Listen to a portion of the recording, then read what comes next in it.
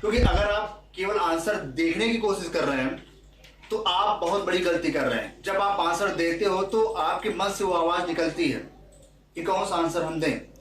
तो जब आप आंसर दोगे तो आपको पता चलेगा कि आपको आता है कि नहीं आता है। अगर गलतियां होती तो सुधार होगा। जिनको आता है उनके लिए बहुत अच्छी बात है। जिन बच्चों को नहीं आता वो बता करके अपनी गलती को सुधारने की कोशिश करें। You will try to be best in future. अगर आप अपना फ्यूचर बनाना चाहते हैं तो हमेशा प्रयास करिए। प्रयास करेंगे तो ही चीज अच्छी मिलेगी। ठीक है, चलो इसमें लिखा है पौधों में ऊतक बना होता है। बच्चों सबसे पहली बात, अगर हम यहाँ पे बात करें तो अगर यहाँ पे छोटी छोटी कई सारी सेल हम आपको बनाए, कई सारी सेल हम बनाए बच्चों,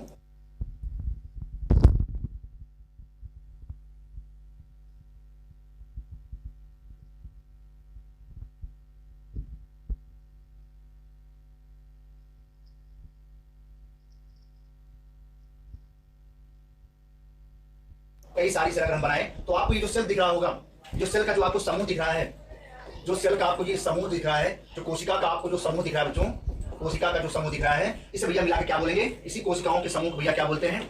इसी कोशिकाओं के समूह को बोलेंगे टिश्यू, बोलेंगे ऊतक बोलेंगे। कितनी अच्छी बात बोली गई है कि पौधे में जो ऊतक होता है बना होता है किसका? सेल का बना होगा। लेकिन वो सेल एक ना होकर के, दो ना होकर के, मल्टीपल मेनी बहुत सारी सेल्स की बनी होती है। मतलब जब ये सेल कई सारी बिल्कुल ढेर के रूप में हो जाती हैं तो वही क्या बना लेती है? वो टिश्यू का आकार बना लेती हैं, टिश्यू या ऊतक बना लेती हैं। तो यहाँ पे जो कोशिकाओं का जो समूह होता है, जो ग्रुप ऑफ सेल्स होती हैं, जो ग्रुप ऑफ सेल होता है, जो कोशिकाओं का समूह होता है, वो क्या कहलाएगा? ऊतक कहलाएगा। वो चाहे प्लांट हो, वो चाहे एनिमल हो, ऊतक हर एक सेल में, हर एक बॉडी में पाया जाता है। जितनी भी लिविंग बॉडी होंगी, चाहे वो लिविंग बीइंग हो, चाहे वो प्लांट हो, चाहे एनिमल हो, उसमें बिल्कुल सेल का समूह जब बनेगा तो ऊतक बनाएगा। और यही ऊतक आगे चल करके मिल करके अंग का निर्माण करता है, ऑर्गन का निर्माण करता है। मतलब सबसे छोटी सेल होती है, सेल के बाद ऊतक बनता है, ऊतक के बाद अंग बनता है, अंग के बाद पूरी बॉडी क्या हो जाती है? ऑर्गेनाइज हो जाती है। यहाँ पे आंसर भैया बच्चा हो जाएगा, तीसरा आंसर हो जाएगा। चलिए, तो कोशिकाओं के समूह को भैया क्या बोलेंगे? टिश्यू बोलते हैं, ऊतक ऐसे बोलेगा। कोशिकाओं के समूह को ऊतक बोलेंगे। ठीक है, और ऊतक भैया क्या होगा? जिसकी कॉमन ओरिजिन हो, कॉमन फंक्शन हो, सामान्य उत्पत्ति हो, सामान्य उसका कार्य हो, उसी को भैया क्या बोलेंगे? ऊतक बोलेंगे। Common origin, common function is known as tissue, या group of cell is known as tissue. चलिए, यहाँ पे तीसरा आंसर आपके सामने हो गया। नेक्स्ट देखते हैं क्या है। देखो बच्चों, पौधे होते हैं। अब यहाँ पे किसी भी प्लांट के बारे में बात कर रहे हैं। अगर मैं यहाँ पे बच्चों कोई भी प्लांट लिखूं, कोई भी प्लांट लिखूं, और यहाँ पे मैं कोई भी एनिमल अगर लिखता हूं, तो कोई भी प्लांट अगर लिखूं, कोई भी एनिमल अगर मैं लिखूं, बच्चों यहाँ पे ये दोनों के दोनों भैया कैसे होते हैं? ये दोनों के दोनों मल्टी सेलुलर होते हैं। कैसे होंगे? मल्टी सेलुलर मतलब क्या होगा? बहुकोष्ठी माने जाते हैं। चाहे प्लांट हो, चाहे एनिमल हो, वो दोनों के दोनों मल्टी सेलुलर होते हैं। कैसे होंगे? मल्टी सेलुलर होते हैं। चलिए, तो यहाँ पे आपकी बात हो जाती है। ठीक है भाई, तो पौधे जो भैया कैसे होंगे? बहुकोष्ठी माने जाते हैं। कैसे होंगे भाई? बहुकोष्ठी मतलब ये मल्टी सेलुलर होंगे, चाहे प्लांट हो, चाहे एनिमल हो, चाहे छोटा से छोटा प्लांट हो। कहने का मतलब क्या मेरा?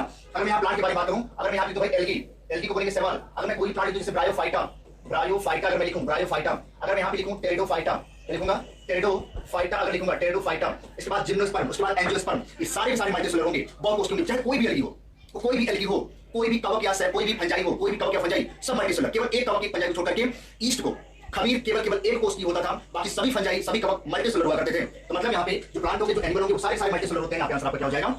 बहुकोष्ठी हो जाता है।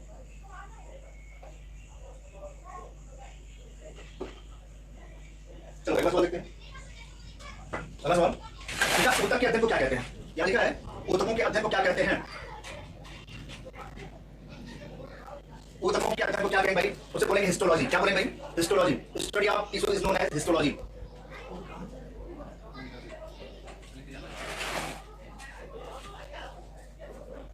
चलो अगला सवाल देखते हैं। देखा भाई यहाँ पे, देखा ऐसी कोशिका जिसमें विभाजन की क्षमता होती है या जिनमें विभाजन हो रहा होता है। यानी कि ऐसी कोशिका जिनमें विभाजन होता है या जिसमें विभाजन हो रहा हो। बात समझ लें? मतलब अगर हम यहाँ पे कोई भी सेल बनाएं, अगर हम यहाँ पे कोई प्रकार की सेल बनाएं, यहाँ पे कई प्रकार की सेल बनाएं, और ये सेल लगातार क्या हो रहा हो? लगातार इसमें डिवीजन हो रहा है, लगातार इसमें विभाजन हो रहा है, लगातार इसमें विभाजन हो रहा है बच्चों, भैया ऐसी कोशिका भैया क्या बोलते हैं? मेरिस्टेमेटिक बोलते हैं, या उसे भैया क्या बोलेंगे? विभाज्योतिकी। मतलब ऐसी कोशिका को हम बोलेंगे मेरिस्टेमेटिक ऊतक के नाम से जाना जाता है, मेरिस्टेमेटिक टिश्यू के नाम से जाना जाता है, मेरिस्टेमेटिक टिश्यू या विभाज्योतिकी ऊतक। मतलब जिसमें लगातार विभाजन हो रहा है, जिसमें लगातार डिफरेंशिएशन हो रहा है, सेल डिवीजन हो रहा है, तो कंटीन्यूअस में होगा भैया, उसे क्या बोलेंगे? उसे विभाज्योतिकी ऊतक बोलेंगे, उसे मेरिस्टेमेटिक टिश्यू बोलते हैं।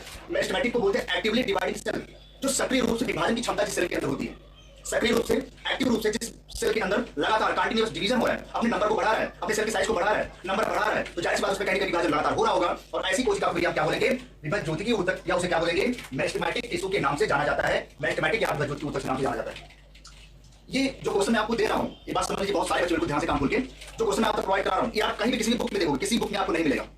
ये आपकी बुक का फ्रेम पे क्वेश्चन है, इसको मैंने अपने तरीके से फ्रेम किया है। आपकी बुक से मैंने सारे सवाल लिए हैं, जो भी एडिशनल क्वेश्चन आएंगे, जो भी कहीं से भी क्वेश्चन आएंगे, हर एक क्वेश्चन का जवाब आपके पास होगा एग्जाम में। इतना दावा है हमारा। ठीक है, बस केवल आप चीजों को पढ़ के जाइए, रट के जाइए। जितना टॉपिक मैं बताऊं, जिस दिन मैं आपको बता दूं, उस दिन आप उस चैप्टर को पढ़ जाइए। चीजें बिल्कुल क्लियर आपको समझ में आएंगी, सबको फंक्शन क्या है, काम क्या है, कैसे करना है, कैसे आंसर टिक करना है, कहां से क्वेश्चन बनेगा, वो सारी चीजें मैं आपके दिमाग में, आपके दिल में रख दूंगा। बस जस्ट फील इट, आप फील करिए कि हम आपके पास है, आपके सामने खड़े होकर आपको पढ़ा रहे हैं। बस यू कैन फील इट, आप फील करो। ठीक है, चलिए यहाँ का आंसर आपका तीसरा हो जाएगा। चलो पहला सवाल देखते क्या है नेक्स्ट। देखो बच्चों, ओरिजिन के आधार पर विभव ज्योति की उत्तक कितने प्रकार के होते हैं? जबरदस्त सवाल है, जबरदस्त सवाल है। उद्भव के आधार पर, ठीक है, ओरिजिन के आधार पर जो विभव ज्योति की उत्तक होते हैं वो कितने प्रकार के होते हैं? जल्दी से बताएं सभी बच्चे आंसर। फिर फास्ट इस क्वेश्चन का आंसर कौन बताएगा?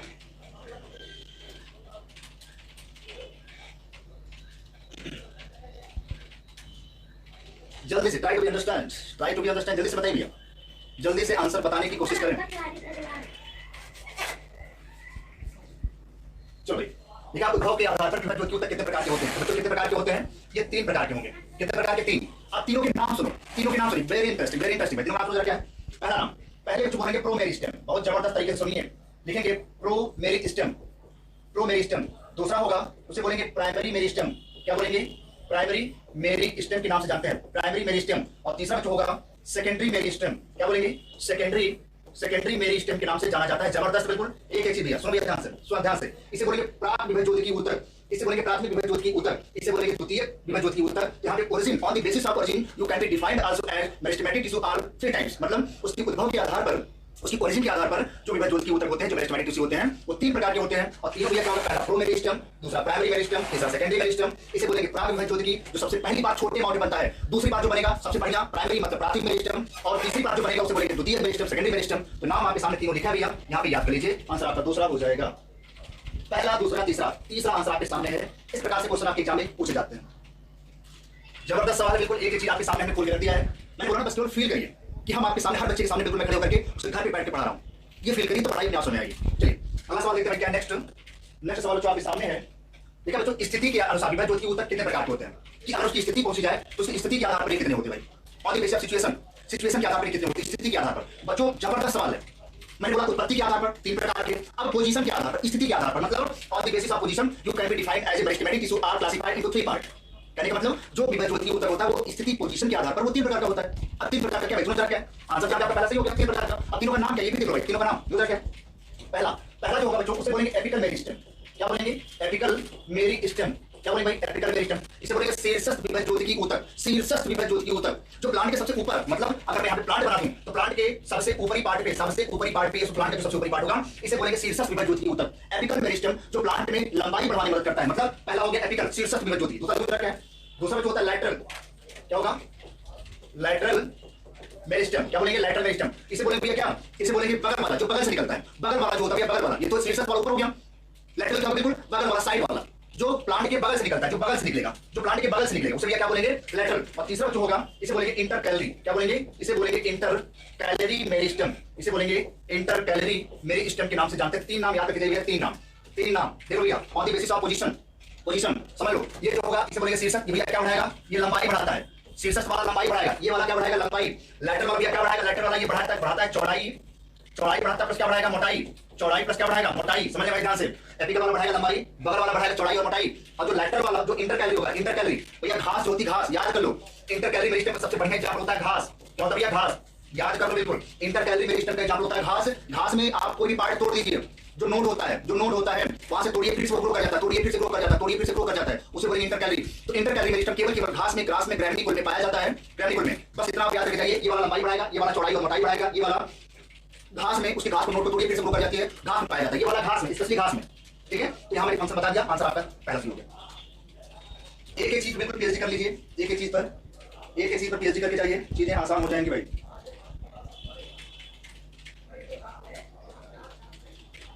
चलो पहला देखते हैं क्या सवाल है। अगला देखा यहाँ पे, पौधे की लंबाई बढ़ाने में कौन सा उत्तक भाग लेता है? जबरदस्त सवाल, क्विक फास्ट। इस क्वेश्चन का आंसर बताने में कोई बच्चा देरी नहीं करेगा, जल्दी से बताओ, जल्दी से बताओ भाई। पौधों की लंबाई बढ़ाने में कौन सा उत्तक भाग लेता है? लंबाई बढ़ाने में, बच्चों लंबाई बढ़ाने में कौन भाग लेता है? शीर्षस्थ विभव ज्योति उत्तक, एपिकल मेरिस्टेम। कौन भाग लेगा भाई? एपिकल मेरिस्टेम भाग लेता है। कौन भाग लेगा भाई? एपिकल मेरिस्टेम भाग लेता है। जल्दी से बताइए भाई, कौन भाग लेगा? एपिकल। तो शीर्षस्थ मेरिस्टेम भाग लेता है यहाँ पे, शीर्षस्थ। पार्ट्स वाला लैटरल मेरिस्टेम, ये चौड़ाई और मोटाई, मतलब यहाँ पे ये जो हो जाएगा, ये भैया क्या बढ़ाएगा? ये चौड़ाई के साथ साथ क्या बढ़ाएगा? मोटाई बढ़ाएगा। चौड़ाई और मोटाई बढ़ाने का काम करता है ये वाला, ठीक है? चौड़ाई और मोटाई बढ़ाने का काम करता है भैया ये वाला, ठीक है? ये वाला लंबाई बढ़ाएगा, लंबाई बढ़ा रहा है। चलिए, और इंटरकैलरी ये वाला जो है, ये भैया किसे पाया जाएगा? ये घास में पाया जाता है, घास घास में पाया जाता है, याद करके जाए, घास में, ये वाला। चलो जल्दी जल्दी नोट करिए फटाफट, आगे चलते हैं अगले सवाल की तरफ। बहुत तेज कराना है आज क्वेश्चन, बहुत ही फास्ट कराना है क्वेश्चन को।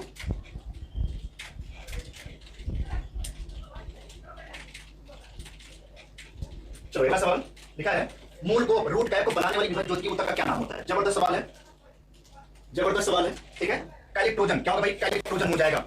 क्या होगा? कैलिप्टोजन। ध्यान देख लें, मूल को बनाने वाली विभक्त ज्योति की ऊतक को भैया क्या बोलेंगे? पहला त्वचा जिसको डर्मेटोजन बोलेंगे, दूसरा पेरीवेम, तीसरा कैलिप्टोजन, चौथा सभी। बच्चों याद करके जाओ, जबरदस्त सवाल, एक एक पॉइंट क्लियर है। आज का जो सेशन है ये बच्चों को समझ में नहीं आता, ये समझ लीजिए, लेकिन आप समझ से जाओ भाई। ठीक है, मूल को रूट कैप को बनाने वाली जो सेल होती है उसे क्या बोलेंगे? कैलिप्टोजन बोलेंगे। क्या बोलेंगे भाई?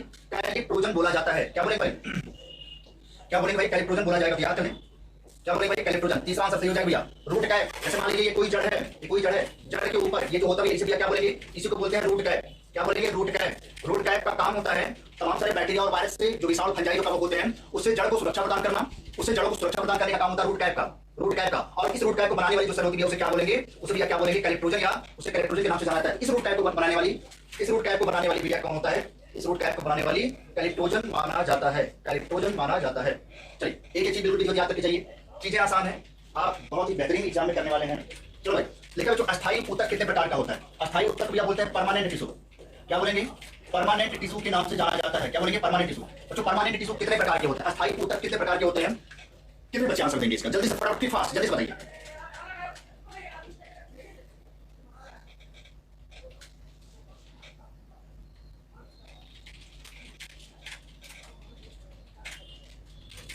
बताओ भाई।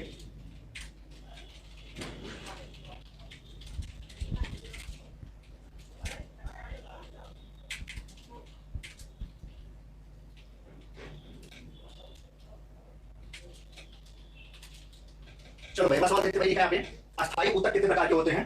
लिखा है यहाँ पे अस्थायी ऊतक कितने प्रकार के होते हैं? परमानेंट टिश्यू कितने प्रकार का होता है भाई? ठीक है, परमानेंट टिश्यू कितने प्रकार का होता है? ठीक भाई जल्दी देखें, यानी कि परमानेंट टिश्यू कितने प्रकार का होगा? दो प्रकार का। पहला होता है बच्चों सिंपल टिश्यू, क्या भैया? सिंपल। दूसरा क्या होगा बच्चों? कॉम्प्लेक्स। पहला होगा सिंपल, दूसरा होगा कॉम्प्लेक्स। ठीक भाई, पहला होगा सिंपल, दूसरा क्या होगा भाई? कॉम्प्लेक्स। तो सिंपल को भैया क्या बोलेंगे? इसको बोलते हैं साधारण ऊतक, कॉम्प्लेक्स को बोलेंगे जटिल ऊतक। ठीक है, या हम तीसरा बोलेंगे, तीसरा एक और होता है स्पेशल टिश्यू, विशेष ऊतक। तो यहाँ पे हो जाएगा परमानेंट टिश्यू कितने प्रकार के हो जाएंगे? तीन प्रकार के हो जाते हैं। कितने प्रकार के भाई? तीन। सिंपल होगा, कॉम्प्लेक्स होगा और special. Simple, complex and special बोला जाता है। तो अस्थायी ऊतक कितने प्रकार के होते हैं भाई? तीन प्रकार के। पहला हो जाएगा साधारण ऊतक, दूसरा हो जाएगा जटिल ऊतक, तीसरा हो जाएगा विशेष ऊतक। तो ये भी तीन प्रकार का होता है, अस्थायी ऊतक तीन प्रकार के।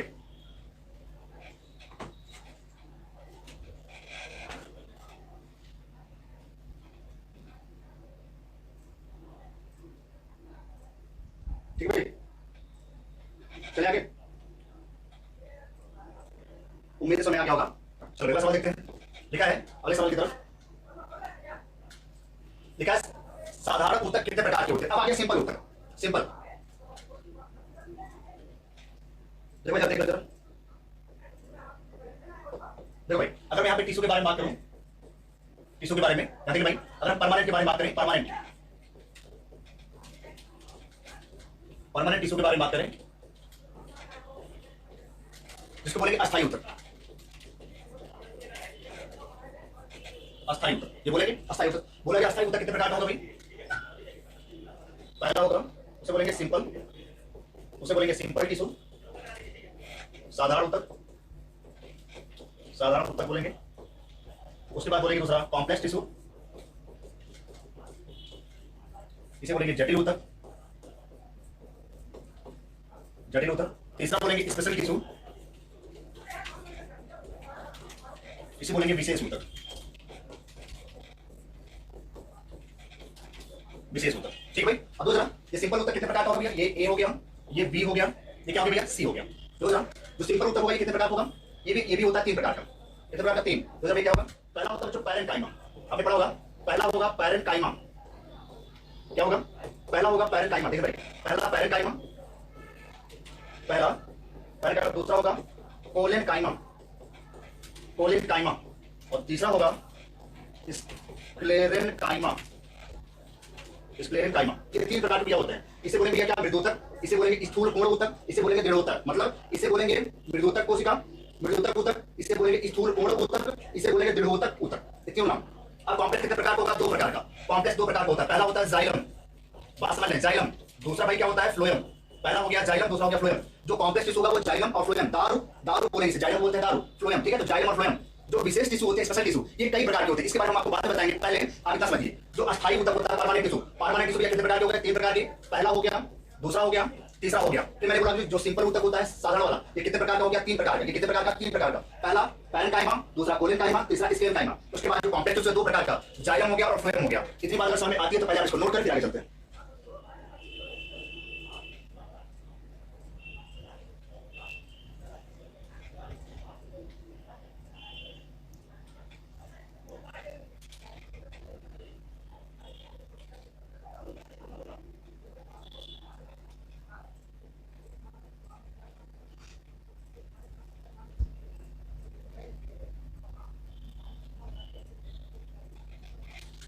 चलो मेरे पास बात देखते हैं क्या है।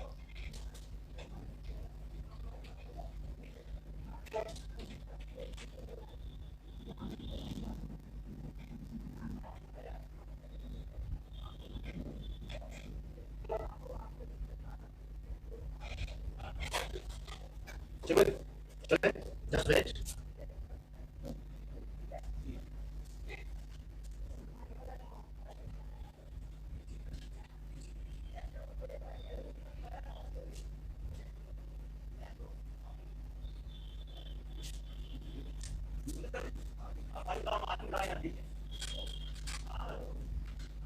चलो देखते हैं क्या है यहाँ पे आपके सामने आ गया। चलो देखते हैं क्या है, ठीक है। यहाँ पे मैंने बताया साधारण ऊतक कितने प्रकार के हो जाएंगे भाई? 3 प्रकार के। मैंने बता दिया पैरेन्काइमा, कोलेनकाइमा और स्क्लेरेन्काइमा, पीसीएस। आगे आपसे पूछो कितना भाई? पीसीएस। तो पैरेन्काइमा, कोलेनकाइमा, स्क्लेरेन्काइमा कितने प्रकार के हो गए? 3। तो सिंपल ऊतक कितने प्रकार के हो गए? 3 प्रकार के। चलो अगला सवाल देखते हैं क्या है नेक्स्ट। अगला लिखा है पैरेन्काइमा होती है मृदुता कोशिकाएं। पैरेन्काइमा भैया क्या लिखा है? जो पैरेन्काइमा होता है वो कैसी होती है, मतलब वो सजीव होती है कि निर्जीव? तो बच्चों लिखा है मृत कोशिकाओं का समूह, जीवित कोशिकाओं का समूह, जीवित प्लस मृत दोनों, या चौथा कोई नहीं। बच्चों याद कर लें जो पैरेन्काइमा, याद कर लें पैरेन्काइमा और कोलेनकाइमा, पैरेन्काइमा और कोलेनकाइमा दोनों भैया कैसी होती है? सजीव होती है। दोनों कैसी होती है? लिविंग होंगी। कैसी होंगी भैया? सजीव, लिविंग। मतलब यहाँ पे सजीव कोशिकाएं का समूह होता है भैया पैरेन्काइमा। पैरेन्काइमा साधारण ऊतक का भाग होता है, यह सजीव कोशिका होती है। जो कोलेनकाइमा होता है वो भी सजीव कोशिका होती है। जो स्क्लेरेन्काइमा होता है वह निर्जीव कोशिका होती है, वह मृत कोशिका होती है। तो आपसे क्वेश्चन पूछ सकता है कि साधारण ऊतक में कितने सजीव कोशिकाएं पाई जाती हैं? साधारण ऊतक में कितने प्रकार की सजीव कोशिकाएं पाई जाएंगी? तो बच्चों याद करो 2, पैरेन्काइमा और कोलेनकाइमा। फिर आपसे पूछेगा साधारण ऊतक में कितनी मृत कोशिकाएं पाई जाती हैं? तो आप आंसर होगा भैया ए, स्क्लेरेन्काइमा। स्क्लेरेन्काइमा मृत होती है, स्क्लेरेन्काइमा को दृढ़ ऊतक बोलते हैं, पैरेन्काइमा कोलेनकाइमा सजीव होती है क्योंकि उसके अंदर प्रोटोप्लाज्म पाया जाता है, उसके अंदर जीव द्रव्य पाया जाता है, इसी वजह से वो सजीव होती है। चलो भाई यहाँ पे आपका आंसर हो गया दूसरा। चलो एक सवाल देखते हैं क्या है नेक्स्ट। ठीक है बच्चों, अंतराकोशीय स्थान पाया जाता है, बहुत ही अच्छा सवाल है। इसको बोलेंगे इंटर सेलुलर स्पेस। क्या बोलेंगे? Inter cellular space. Inter cellular space किसमें पाया जाता है बच्चों? याद कर लें, याद करें ऐसे करके।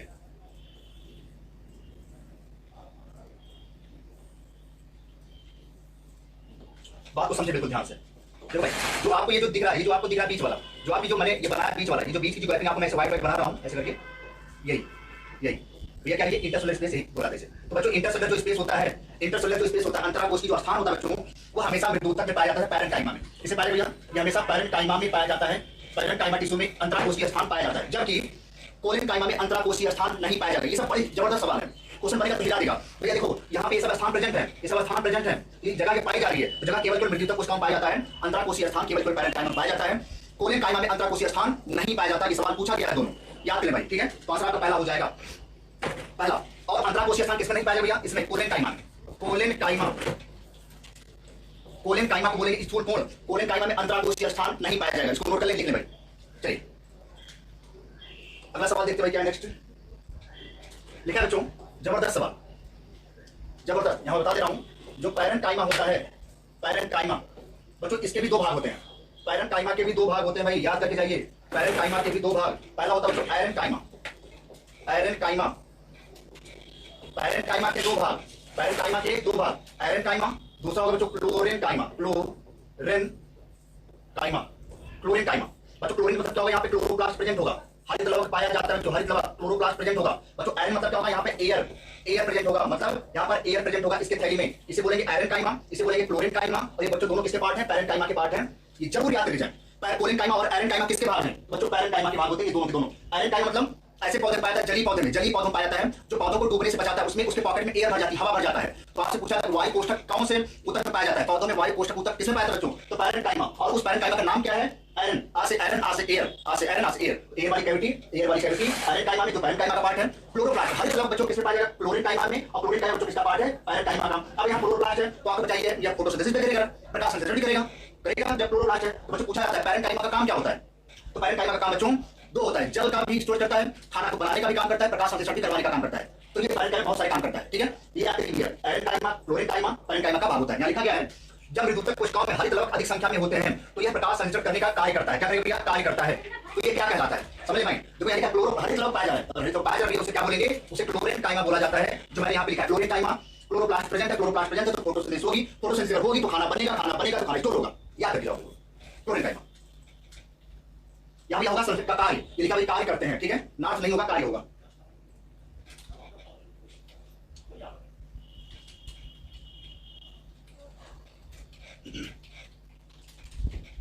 समझ में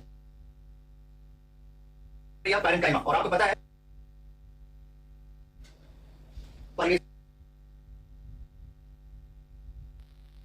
देखो यानी क्लोरो हरित लवक पाया जा रहा है, हरित लवक पाया जा रही है, उसे क्या बोलेंगे? उसे क्लोरेनकाइमा बोला जाता है। जो मैंने यहाँ पे लिखा है क्लोरेनकाइमा, क्लोरोप्लास्ट प्रेजेंट है, क्लोरोप्लास्ट प्रेजेंट है तो फोटोसिंथेसिस होगी, फोटोसिंथेसिस होगी तो खाना बनेगा, खाना बनेगा तो खाना स्टोर होगा। याद रखिए क्लोरेनकाइमा। यहाँ भी होगा संश्लेषण का कार्य, ये लिखा कार्य करते हैं, ठीक है, नाश नहीं होगा, कार्य होगा।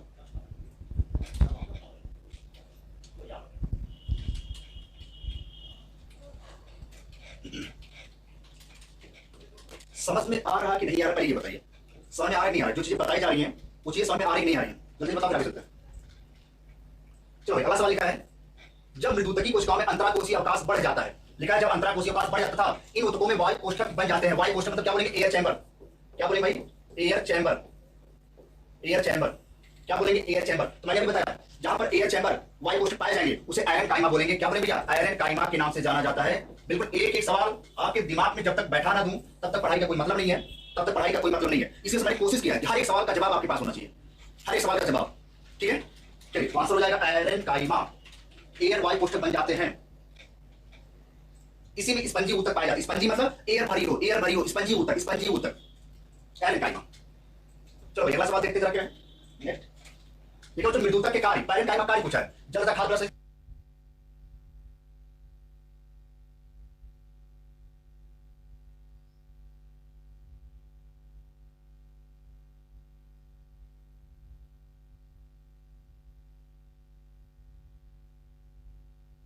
आंसर हो जाएगा पैरेन्काइमा।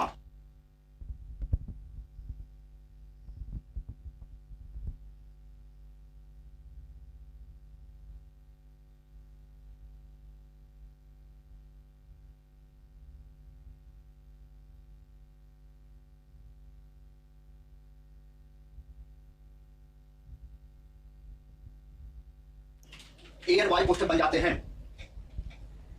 इसी में स्पंजी ऊतक पाया जाता है। स्पंजी मतलब एयर भरी हो, एयर भरी हो, स्पंजी ऊतक, स्पंजी ऊतक, पैरेन्काइमा। चलो अगला सवाल देखते जरा क्या है।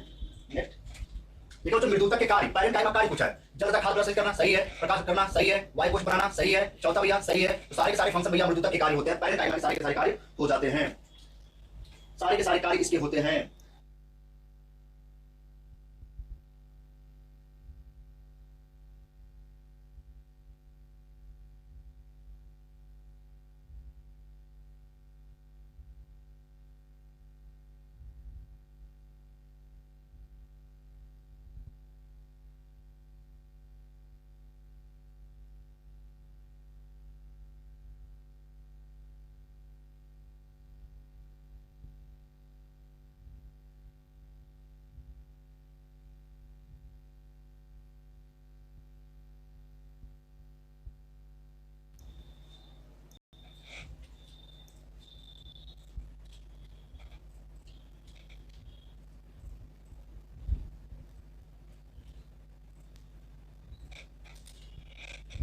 तो अगला सवाल देखते क्या है। नेक्स्ट देखा स्थूल कोण ऊतक में पाया जाता है, स्थूल कोण ऊतक में पाया जाता है, अंतराकोशीय बात नहीं होता, ये जीवित होती हैं, ये यांत्रिक सहायता देती हैं, ये सभी जबरदस्त। स्थूल कोण को क्या बोलेंगे? Collenchyma, collenchyma. अच्छा समझ भाई बहुत सारे बच्चों को कंफ्यूजन होता है कोलिन काइमा और क्लोरीन काइमा। यहाँ कोलिन लिखा है और अगर आप इंग्लिश में लिखेंगे क्लोरिन, क्लोरीन काइमा, ये कुछ नाम है जो आपको कंफ्यूज करते हैं बार बार। ये भैया पैरेंट काइमा का पार्ट होता है, ये पैरेंट काइमा का पार्ट है, और ये कोलिन काइमा, ये स्थूल कोण होता है भैया, समझ लें बिल्कुल। ठीक है, मैंने भी बताया स्थूल कोण या कोलिन काइमा में अंतराकोशीय अवकाश नहीं होता, पहला सही है। ये जीवित होती है, दूसरा भी सही है। ये यांत्रिक सहायता देती है, तीसरा भी सही है, तीसरा भी। तो आंसर भैया क्या हो जाएगा, जो स्थूल कोण होता है उनके सारे कार्य होते हैं, उसमें अंतराकोशीय अवकाश नहीं पाए जाते। कैसे? उसमें ऐसी सेल पाई जाती है, ऐसी सेल पाई जाती है। तो आप देखो इनके बीच में कोई भी अंतराकोशीय अवकाश नहीं आपको दिख नहीं रहा बीच में। ठीक है, इसमें अंतराकोशीय अवकाश नहीं होता। देखो तीनों के तीनों सही ऑप्शन है, आंसर आपका डी हो जाएगा, आल ऑफ द अबव। चलो भाई आल ऑफ द अबव हो जाएगा। चलो एक बार लिखा है, देखो तो लिग्निन पाया जाता है, लिग्निन। जबरदस्त सवाल है, जबरदस्त बच्चों।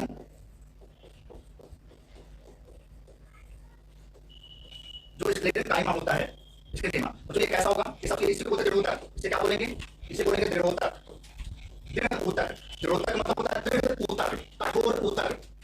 दृढ़ोत्तक मतलब होता है दृढ़ ऊतक, कठोर ऊतक। क्यों होता है? क्योंकि इसमें क्या पाया जाएगा, लिग्निन। क्या पाया जाएगा, लिग्निन। याद करें जो स्क्लेरल काइमा होता है, इसका मुख्य कार्य समझ लिया, इसका जो मुख्य कार्य होता है, मुख्य कार्य, मेन कार्य, मुख्य कार्य, ये पौधों को अच्छी तरीके से यांत्रिक सहायता देती है। अगर आपसे कभी क्वेश्चन पूछ दिया जाए कि बताइए सबसे अच्छे तरीके से पौधों को यांत्रिक सहायता कौन देता है, कौन होता है, तो बच्चों कभी आंसर गलत मत लगा देना। आंसर भैया क्या होगा, दृढ़ोत्तक होता है। इसका नाम ही है दृढ़ ऊतक। दृढ़ होगा तभी ये सपोर्ट करेगा। तो कभी क्वेश्चन पूछेगा सबसे अच्छा यांत्रिक सहायता कौन देता है, पैरेंट काइमा, कोलिन काइमा, स्क्लेरल काइमा, तो जो आंसर आपका हो जाएगा स्क्लेरल काइमा। दृढ़ ऊतक सबसे ज्यादा यांत्रिक सपोर्ट करता है। यहाँ पर लिग्निन किसे पाया बच्चों, तो स्क्लेरल काइमा पाया जाएगा। तो यही लिग्निन क्या करता है, पौधों को दृढ़ बनाने में मदद करता है, उसको यांत्रिक सहायता देने में मदद करता है। तो सबसे ज्यादा जो यांत्रिक सहायता देता है वो दृढ़ोत्तक देता है, स्क्लेरल काइमा देता है। तो आंसर आपका सी वाला सही हो जाएगा।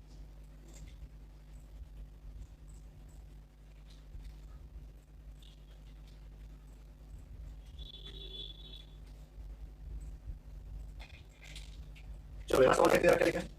देखो दृढ़ोत्तक कोशिकाएं होती है, कैसी होती है, मृत होती है, मृत। हमने बताया कि जो स्क्लेरल काइमा उसे प्रोटोप्लाज्म जीवद्रव्य नहीं पाया जाता, जीवद्रव्य ना पाए जाने की वजह से मृत हो जाती है। तो आंसर आपका हो जाएगा सेकंड, दृढ़ोत्तक कोशिका मृत होती है। चलो अगला सवाल देखते हैं, क्या लिखा है। लिखा है जब कोशिकाओं की लंबाई काफी अधिक तथा चौड़ाई कम होती तो कहते हैं, बताओ भाई। लिखा है जब कोशिकाओं की लंबाई काफी अधिक तथा चौड़ाई कम, मतलब ऐसे करके, ऐसे करके, ऐसे करके होता है। मतलब आपकी लंबाई कम है, लंबाई ज्यादा है। लंबाई आप देखो, लंबाई क्या भैया, लंबाई ज्यादा, लंबाई ज्यादा, और चौड़ाई आप देखो, चौड़ाई, चौड़ाई कम, चौड़ाई कम है। लंबाई ज्यादा, चौड़ाई कम। बोला जब कोशिकाओं की लंबाई काफी अधिक हो और चौड़ाई भी क्या हो, कम, तो उसे क्या बोलेंगे, इसे बोलेंगे स्क्लेरल काइमा फाइबर। दृढ़ोत्तक रेशे बोले जाते हैं, दृढ़ोत्तक रेशे, याद कर लिया। और ये किसके पार्ट होते हैं, सब ये सब स्क्लेरल काइमा के पार्ट होते हैं, स्क्लेरल काइमा के, याद कर लें।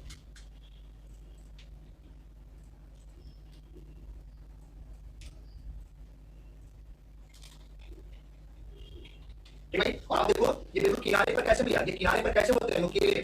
आप देखो किनारे पे ये कैसे होते हैं नुकीले, ये भी पूछा गया है। किनारे पर जो नुकीले होते हैं, नुकीले उन्हें भैया क्या कहते हैं, वो केवल स्क्लेरल काइमा ऐसी सेल पाई जाती है, केवल। तो अगर किनारे पर नुकीले भी होते हैं, नुकीले ऐसे, नुकीले बिल्कुल, नुकीले बिल्कुल, देखो नुकीले आपके सामने नुकीले बिल्कुल, ठीक है, नुकीले तो ऐसे करके। चलो अगला सवाल देखते हैं, क्या है नेक्स्ट 20 नंबर। लिखा है स्टोन अष्ट कोशिकाएं, स्टोन सेल तथा दृढ़ कोशिकाएं किसके भाग होते हैं, मतलब यहाँ स्टोन सेल, स्क्लेराइड्स, यहाँ पे 3 नाम यहाँ लिखा गया, स्टोन सेल, स्टोन सेल, दूसरा हो गया स्क्लेराइड्स, स्क्लेराइड्स, और तीसरा एक नाम और बच्चों फाइबर। तीनों नाम फाइबर, तीनों नाम याद कर लिया, स्क्लेराइड्स, फाइबर और stone cell. Stone cell, sclereids और फाइबर, ये तीनों के तीनों बच्चों किसके पार्ट होते हैं, ये तीनों के तीनों स्क्लेरल काइमा के भाग होते हैं। रट के जाओ, बिल्कुल याद करके जाओ। पूछेगा बताओ अष्ट कोशिका स्टोन सेल किसका पार्ट है, पैरेंट काइमा, कोलिन काइमा, स्क्लेरल काइमा, तो स्क्लेरल काइमा का भाग है। फाइबर किसका भाग है, स्क्लेरल काइमा का भाग है। स्क्लेराइड्स किसका भाग है, स्क्लेरल काइमा का भाग है। तो तीनों लिखा है स्टोन सेल, स्क्लेराइड्स और फाइबर, ये सब दृढ़ोत्तक ऊतक के भाग होते हैं। इसे बोलेंगे या दृढ़ोत्तक ऊतक बोलेंगे, दृढ़ोत्तक ऊतक बोला जाता है।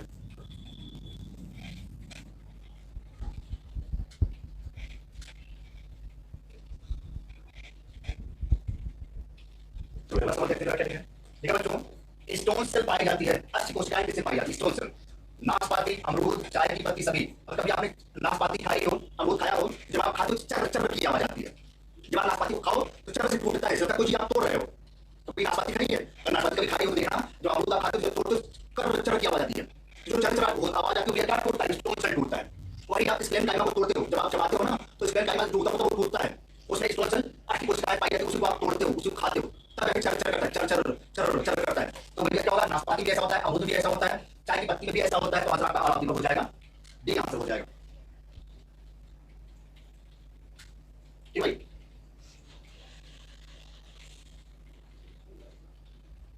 चलो अगला सवाल देखते हैं। ठीक है भाई, जो बायोलॉजी बिल्कुल एक्सपेरिमेंटल है, और आप एक्सपेरिमेंट के साथ पढ़ेंगे तो चीजें हमेशा याद हो जाएगी। रट तो आप तो ऐसा नहीं है, पर जैसे मैं आपको बताता हूँ चीजों को एक्सपेरिमेंट के हिसाब से, वैसे आपकी चीजें दिमाग में सेट हो जाएंगी, याद हो जाएगा, जरा वर्क करने की जरूरत नहीं पड़ेगी। ठीक है चलिए, ठीक है। तो यहाँ पे धर्मोत्तर उत्तर का मुख्य कार्य क्या है, वो यहाँ लिखा है, इसका मुख्य कार्य क्या है, हमें लिखा है मुख्य कार्य क्या है, तो इसका मुख्य कार्य होता है यांत्रिक सहायता देना। क्या हो गया, यांत्रिक सपोर्ट करने का इसका मेन काम होता है, इसका यही काम होता है। ये कभी भी खाना नहीं बनाना, कभी प्रकाश से नहीं करेगा, यहाँ पे केवल प्लांट को सपोर्ट, यांत्रिक मैकेनिकल सपोर्ट देने का काम करता है।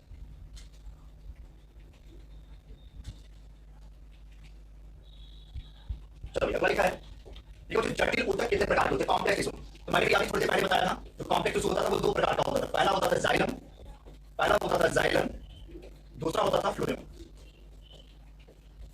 पहला होता था जाइलम, दूसरा होता था फ्लोएम। तो यहाँ पे आंसर आपका क्या हो जाएगा, दो प्रकार का होता है जटिल ऊतक, जाइलम और फ्लोएम। याद रखिए, जाइलम एंड फ्लोएम दो प्रकार का होता है।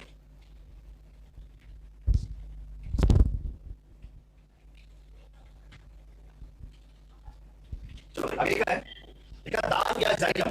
अब यहाँ लिखा दाब या जाइलम वो कितने प्रकार का होता है, लिखा है। अब जाइलम कितने प्रकार की होती है भाई, देखो कितने प्रकार की होती है। यहाँ पर मैं लिखूँ जाइलम के बारे में, अगर हम जाइलम का नाम बताएं तो जाइलम कितने प्रकार का होगा भाई, ये भी कितने प्रकार का होगा, चार प्रकार का। चार प्रकार का पहला क्या होगा, पहला बोलेंगे वाहिनिकाएं। क्या बोलेंगे, वाहिनिकाएं पहला नाम, जिसको बोलेंगे ट्रैकिड्स, जिसे बोलेंगे ट्रैकिड्स, जिसे बोलेंगे वाहिनिकाएं। दूसरा जो बोलते हैं वाहिनिकाएं, क्या बोलेंगे, वाहिनिकाएं। देखो वाहिनिकाएं अलग है, वाहिकाएं अलग है, यहाँ ना है यहाँ कुछ नहीं है, वाहिनिकाएं वाहिकाएं। इसे क्या बोलेंगे, वेसल।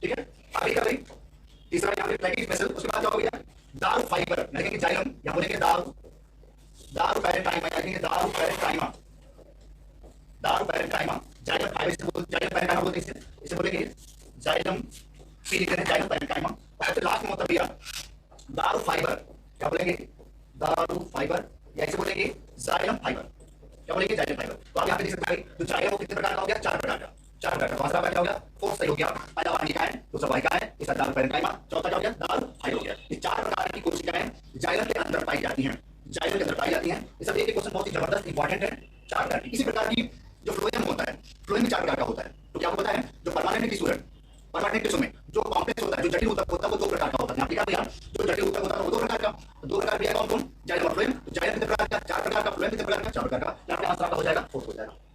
ये पॉइंट आप नोट कर लें, ये पॉइंट आप मेंशन याद कर लें, नोट कर लें।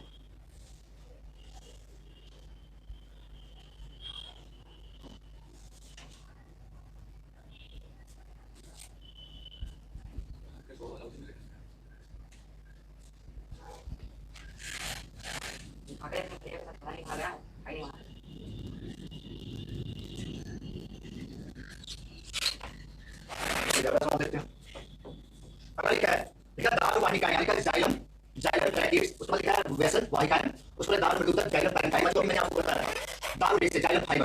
तो जो याद करके करिए भाई, एक एक सवाल, एक एक सवाल। दारू वाहिकाएं, जाइलम ट्रैकिड्स, दारू, दूसरा क्या है, दारू वेसल या वाहिकाएं, तीसरा दारू मृदुतक, जिसे बोलेंगे जाइलम पैरेंकाइमा, चौथा दारू जिसे बोलेंगे जाइलम फाइबर। ये सब किसके भाग में बच्चों, ये सारे सारे किसके भाग हैं, ये दारू के पार्ट होते हैं, जाइलम के पार्ट होते हैं। इसके पार्ट होते भाई जाइलम के। देखो ऐसे क्वेश्चन आपको किताब में नहीं मिलेगा, कई किताब पढ़ लो, किताब में आपको क्वेश्चन कहीं नहीं मिलने वाला। ये समझ लीजिए, ये सब ऐसे क्वेश्चन जो आपकी एग्जाम में डायरेक्ट आएंगे, आपकी बुक से एक सवाल बनाया गया है, ठीक है। अब आप अपनी बुक को पढ़िए, बार-बार क्वेश्चन आएंगे, जितने क्वेश्चन मैं दे रहा हूं बार-बार उसको 3 से 4 बार 5 बार लगातार याद करिए, रखिए, एग्जाम तक देखिए, एक-एक क्वेश्चन आपके एग्जाम में आएगा, ठीक है। यहाँ पे बिल्कुल जबरदस्त सवाल ये भी है, ऐसे सवाल आपसे पूछे जा सकते हैं। ये किसका पार्ट होता है भाई, जाइलम का, ठीक है भाई।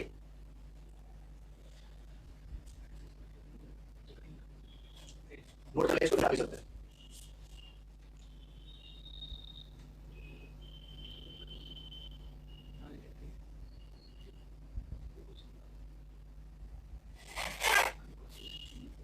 चलो अगला सवाल देखते हैं क्या है, लिखा है दारू ऊतक जाइलम टिश्यू कितनी मृत कोशिकाओं से मिलकर बना होता है। अब इसका सवाल देखते हैं कौन देता है। यहाँ लिखा है दारू ऊतक जाइलम टिश्यू, जो जाइलम ने हमने चार भाग बताया थे आपको, चार भाग, उसमें से कितने ऐसे होते हैं जो मृत होते हैं? जल्दी से बताइए, उसमें से कितने ऐसे होंगे जो मृत होंगे? पहला होता था ट्रैकिड्स, दूसरा होता था वेसल, तीसरा होता था जाइलम फाइबर और चौथा होता था जाइलम पैरेन्काइमा। आपको ये बताना है कि इन चारों में से tracheids, vessel, xylem fibre, xylem parenchyma, इन चारों में से कौन मृत होती है? यही क्वेश्चन पूछा है कि दाल होता है जो जाइलम के जो पार्ट होते हैं उसमें से कितने ऐसे होते हैं जो मृत होते हैं, जो मृत संख्या पाए जाते हैं? आप पूछा क्या है? इसे भैया बोलेंगे वाहिनिकाएं, इसे बोलेंगे वाहिनिकाएं, वाहिनिकाएं, इसे बोलेंगे वाहिकाएं, वाहिकाएं, इसे बोलेंगे फाइबर, फाइबर बोलेंगे, क्या बोलेंगे? रेसे बोलेंगे, रेसे, और इसमें क्या बोलेंगे? पैरेन्काइमा, या इसे क्या बोलेंगे? मृदुतक, पैरेन्काइमा। आपको बताना है इसमें से कौन कौन मृत होता है, जल्दी से बताइए कितने मृत होते हैं? 1 2 3 4, चारों के चारों मृत होते हैं, या कोई एक मृत होता है, या कोई 2 मृत होता है, या कौन होता है? तो याद रखिए जाइए, 3 कैसे होते हैं मृत, मतलब कौन कौन? ट्रैकिड्स, वेसल और जाइलम फाइबर, ये तीनों की तीनों कैसे होते हैं? मृत होते हैं। मतलब इसमें प्रोटोप्लास्ट नहीं पाया जाता, शुरू में तो पाया जाता है कि लास्ट अंत जाते जाते क्या होता है, खत्म हो जाते हैं। तो तीनों के तीनों कैसे होंगे? मृत पाए जाते हैं। केवल एक ऐसा होता है जीवित, कौन भैया? पैरेन्काइमा। और आपको पता है जो पैरेन्काइमा होता था, मैंने थोड़ी देर पहले आपको बताया था, उसमें प्रोटोप्लास्ट पाया जाता है, वो कैसा होता है? लिविंग होता है। ये क्वेश्चन आपसे पूछा जा सकता है, कौन कौन लिविंग होता है, कौन सजीव होता है, कौन निर्जीव होता है। जैसे मैंने आपको बताया पैरेन्काइमा सजीव, कोलेनकाइमा सजीव, स्क्लेरेन्काइमा निर्जीव। तो जहां भी पैरेन्काइमा आएगा, आपके दिमाग में पैरेन्काइमा आ गया तो आप समझ लीजिए, चाहे किसी प्लांट में कहीं भी वर्ड लिख दिया जाए, पूरे प्लांट में पैरेन्काइमा आया नहीं, आपके दिमाग में सजीव आया नहीं, पैरेन्काइमा आया नहीं, भोजन को स्टोर करने का काम करता है, तुरंत आना चाहिए। ठीक है, चलिए आंसर आपके यहाँ पे ये हो गया। अगला सवाल देखते हैं क्या है नेक्स्ट। ठीक है, तो यहाँ पे जाइलम वाहिकाएं, जो जाइलम वाहिकाएं जो वेसल होती है उसका दूसरा नाम क्या है? ये क्वेश्चन पूछा गया कि जाइलम वाहिकाओं का दूसरा नाम क्या होता है? उसे बोलते हैं क्या? उसे ट्रैकी बोलते हैं। क्या बोलेंगे? ट्रैकी। ट्रैकिड्स नहीं बोलेंगे, ट्रैकिड्स तो वाहिकाओं को बोला जाता है। वेसल को हम क्या बोलेंगे? ट्रैकी के नाम से जानते हैं। इसी जाइलम वाहिकाओं को ट्रैकी के नाम से बोला जाता है। जब जो ट्रैकिड्स है उसे क्या बोलेंगे? वाहिकाएं बोला जाता है। ठीक है, तो पहला आंसर आपका सही हो जाएगा।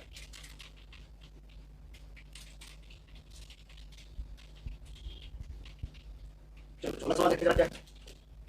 लिखा है वाहिकाओं तथा वाहिनियों में कौन सा गर्त पाया जाता है? बहुत ही अच्छा सवाल, आपकी बुक से बिल्कुल जबरदस्त एक लाइन का बहुत ही बढ़िया सवाल। लिखा है ट्रैकिड्स में और वेसल में। ट्रैकिड्स को यहाँ क्या बोलेंगे? वाहिकाओं, और वेसल को वाहिनियों में कौन सा गर्त पाया? गर्त को क्या बोलते हैं? पिट्स। क्या बोलेंगे? पिट्स, मतलब खाचा, जगह, स्पेस, स्थान। गर्त मतलब होता है गड्ढा, जगह, स्पेस, खाली स्थान। किसमें पाया जाता है बच्चों? मतलब इनमें कौन सा पाया जाता है? साधारण गर्त, परिवेशित गर्त, दोनों या कोई नहीं? बच्चों को रट के जाइए, इसमें हमेशा सिंपल फिट पाया जाता है, सिंपल फिट। और आपको दिख रहा हो तो बच्चों वाहिकाओं और वाहिनियां ये दोनों दारू के पार्ट हैं, जाइलम के पार्ट हैं। तो आप क्वेश्चन पूछ सकते हैं दूसरे तरीके से कि जाइलम जो सिंपल फिट होता है तो किसमें पाया जाता है? जाइलम में, फ्लोएम में। तो आप तुरंत पता आ जाएगा बच्चों, जो सिंपल फिट होता है ये दारू का जाइलम का पार्ट है, जाइलम में पाया जाएगा, जाइलम में पाया जाएगा। और वाहिकाओं और वाहिनियां दोनों जाइलम के पार्ट होते हैं, तो सिंपल फिट इन दोनों में पाया जाता है। जब कभी अगला सवाल आएगा कि जो परिवेशित गर्त होता है, बॉर्डर फिट्स, बॉर्डर फिट्स, ये बच्चों पाया जाता है अनावृत बीजी जिम्नोस्पर्म के पौधे में।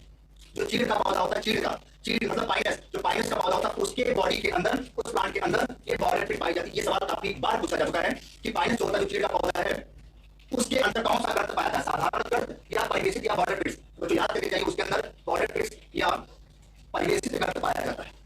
फिलहाल इस क्वेश्चन का आंसर आपको समझ आ गया, साधारण फिट, सिंपल फिट पाया जाता है। पहला आंसर सही हो गया। बार बार मैं बोल रहा हूं, सिंपल फिट जाइलम में पाया जाता है, दारू में पाया जाता है, क्योंकि ये दोनों दारू के पार्ट होते हैं। चलो थोड़ा सवाल देखते क्या है। लिखा है चीड़ की वाहिकाओं में पाया जाता है। चीड़ मतलब क्या होगा? पाइनस, जो अनावृत बीजी होता है, जो जिम्नोस्पर्म होता है, जिम्नोस्पर्म यानी क्या? चीड़ की वाहिकाओं में, चीड़ मतलब जो पाइनस, जो ट्रैकिड्स ऑफ पाइनस, जो ट्रैकिड्स ऑफ पाइनस होगा, चीड़ की वाहिकाओं में उसमें हमेशा परिवेशित गर्त या बॉर्डर फिट्स पाया जाता है। क्या बच्चों? यहाँ पे बॉर्डर फिट्स पाया जाता है, BOR, बॉर्डर फिट्स पाया जाता है। जरूर याद रखिए ऐसे सवाल, परिवेशित गर्त, बॉर्डर फिट्स पाया जाता है।